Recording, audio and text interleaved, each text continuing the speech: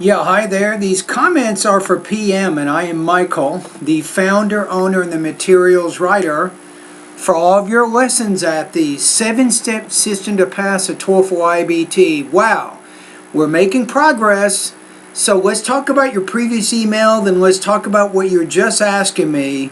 And before, you said, how do I know what my level is? So we figured that out. You went to my partner website and you took a full-length IBT practice test. So now we know exactly what your level is. And guess what? You didn't have to pay $200 to do that, right? So you saved yourself a lot of money. So you want to work harder. You want to get a score of 100 within 6 to 8 months, and you want to know if you can do that. So now you've given me some very important information. So on the practice test that you took, you received a score of 66, right? So reading is 10 points, listening is 21, speaking is 15, and then writing is 20. So really, if you can get 25 in each area, that puts you at 100, right? So you even gave me some feedback about the test that you took. So you say, I was very nervous. I could not finish any section completely. So that just means your limited English skills right now are causing you some trouble. You say, I'm shocked about my reading score, even though I'm not a great reader. Usually I read stories and news. The main trouble was I could not get the exact meaning from the first reading because of nervousness or something. I repeated my reading many times, so you only finished 26 out of 42 questions, unfortunately. It's too bad you couldn't guess. So you need to do better with your pacing. You want to make sure you can finish the test and at least pick some answer for each one, right? In the listening section, you say, I could easily understand, but I struggle to listen to the lectures. You say, oh my gosh, my heart beats repeated rapidly during the speaking, so you had difficulties organizing and presenting ideas without repetition and grammatical errors. You were stuck at many places. You see, though I felt a little bit comfortable in independent essay, I could not finish it. Now my question is, and this is it, if I join your course and practice 2 hours a day based on your suggestions, is it possible to get 100 in 6, I'm going to go back to your original thing, 6 to 8 months, right? So let's say that you do study 2 hours a day. I got my trusty calculator here. How about that? Look at that thing. Okay, so let's say you get 5-point improvement each month times 6. Obviously, that's 30 points, right? So plus 66, that puts you...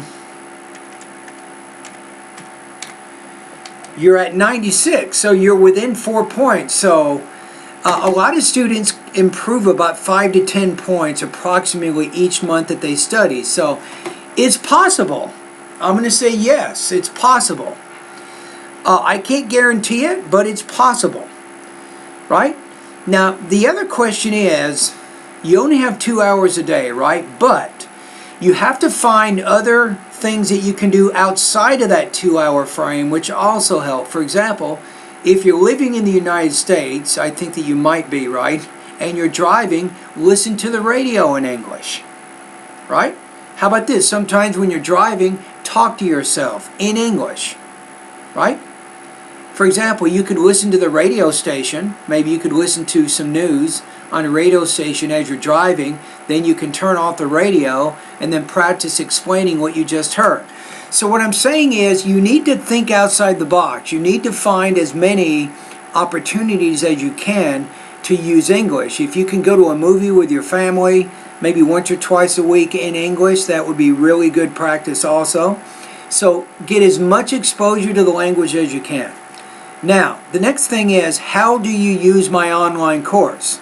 For you, because you have quite a bit of time, here's what I recommend. I recommend that you go through the vocabulary, pronunciation, and grammar lessons first. Each day, you can study one lesson in each area. Maybe do vocabulary lesson 1, then do pronunciation lesson 1, then grammar lesson 1, and on and on and on. So each day, you're doing lessons in those 3 areas until you complete the first 3 sections of my course. And yes, when you do pronunciation, you should email me your pronunciation pretests so I can comment on those.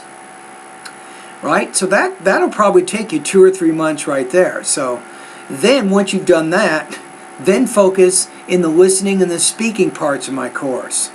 Now as you're doing that, remember when you're doing the reading and the speaking lessons, you need to use those in a few ways. Obviously when you're doing the listening and the reading practice, take down notes. Get a sheet of paper, write down your notes, and use your notes to answer the comprehension questions. In addition, you can do 2 more things with your notes each week. You can also practice speaking about the listening and the reading passages using your notes. In that case, make the recording about 60 seconds. And you're just practicing talking about what you just read, what you just listened to. Now my recommendation there is maybe do 3 to 5 60-second voice recordings each week as you're doing the listening and the reading lessons. And I don't need to listen to these, right? I don't need to worry about that. Now once you've done the listening and the reading, remember you've taken notes, you've answered the comprehension questions, and then you've been speaking and also writing. I forgot to say, you should be writing some summaries about the listening and the reading passages. My advice is maybe 3 250-word summaries each week. I think that's also important.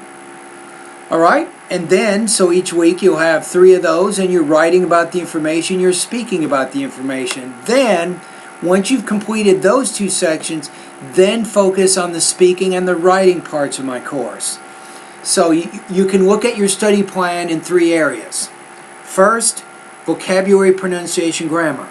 Second, listening, reading, and then finally speaking and writing. And then what you want to do is, you remember that practice test that you took? Maybe take one every 3 months where you can mark your progress and see how you're doing. And then each time you do it, you can report your results to me just like you did, and then let's see what happens.